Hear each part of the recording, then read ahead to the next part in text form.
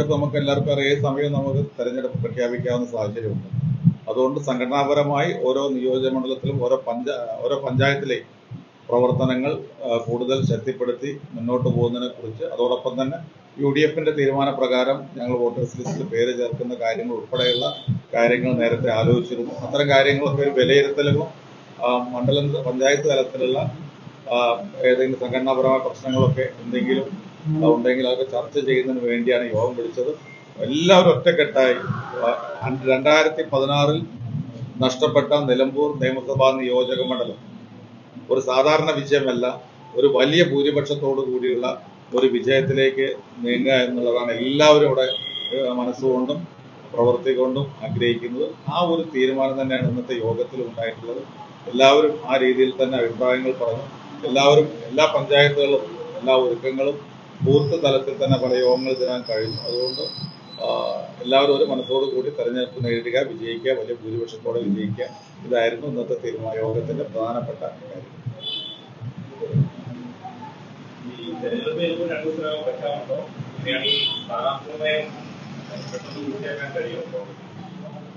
UDFനെ സംബന്ധിച്ചിടത്തോളം, കോൺഗ്രസിനെ സംബന്ധിച്ചിടത്തോളം ഉപതെരഞ്ഞെടുപ്പുകൾ ഇതിനകം കഴിഞ്ഞതാണ്. ഒരു സ്ഥലത്തും ഒരു പ്രയാസം ഉണ്ടായിട്ടില്ല. വളരെ പെട്ടെന്ന് തന്നെ തെരഞ്ഞെടുപ്പ് പ്രഖ്യാപിച്ച് കഴിഞ്ഞാൽ ഉടനെ UDF സ്ഥാനാർത്ഥിയെ പ്രഖ്യാപിക്കും. അതിനകത്ത് യാതൊരു വിധത്തിലുള്ള ഡിലേ ഉണ്ടാവില്ല. കഴിയുന്നത്ര പെട്ടെന്ന് തെരഞ്ഞെടുപ്പ് പ്രഖ്യാപനത്തിന് വേണ്ടി ഞാൻ കാത്തിരിക്കുകയാണ്. വന്നു കഴിഞ്ഞാൽ ഉടൻ തന്നെ പ്രഖ്യാപിക്കും.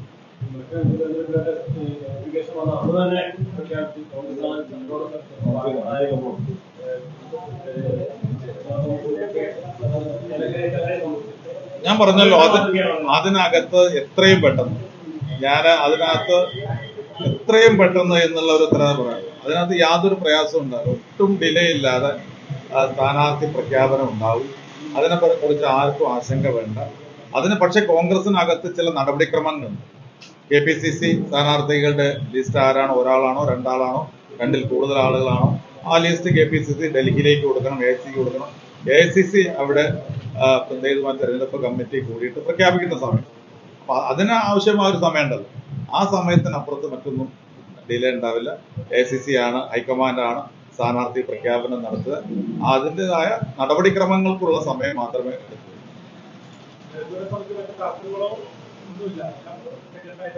ഒരു തർക്കവുമില്ല. UDF വലിയ ഭൂരിപക്ഷത്തോടു കൂടി വിജയിക്കുക എന്നുള്ള ലക്ഷ്യം മാത്രമാണുള്ളത്.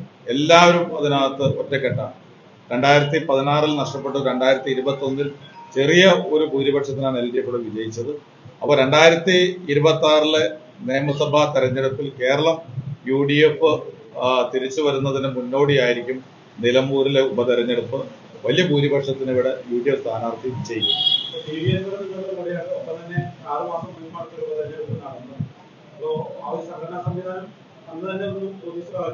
തീർച്ചയായിട്ടും ഒരു പാർലമെന്റ് തെരഞ്ഞെടുപ്പ് കഴിഞ്ഞു. ശ്രീ രാഹുൽ ഗാന്ധി മത്സരിച്ച തെരഞ്ഞെടുപ്പ് കഴിഞ്ഞു. അതിനുശേഷം അദ്ദേഹം രാജിവെച്ചതിന് ശേഷം ശ്രീമതി പ്രിയങ്ക ഗാന്ധി മത്സരിച്ച തെരഞ്ഞെടുപ്പ് നടന്നു.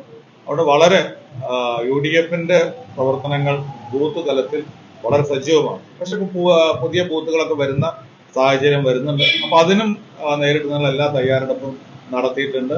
അതുമായി ബന്ധപ്പെട്ട ഇലക്ഷൻ കമ്മീഷൻ അതിന്റെ വിവരങ്ങൾ പ്രഖ്യാപിച്ചു കഴിഞ്ഞാൽ അതിനനുസരിച്ചുള്ള കാര്യങ്ങളൊക്കെ ക്രമീകരിച്ചുകൊണ്ട് മുന്നോട്ട് പോകും.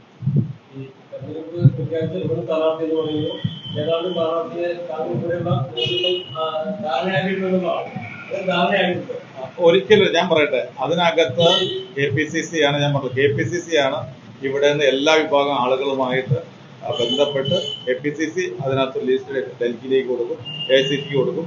ഹൈക്കമാൻഡ് ഇവിടുത്തെ നേതാക്കളുമായി ആലോചിച്ച് സ്ഥാനാർത്ഥിയെ പ്രഖ്യാപിക്കും.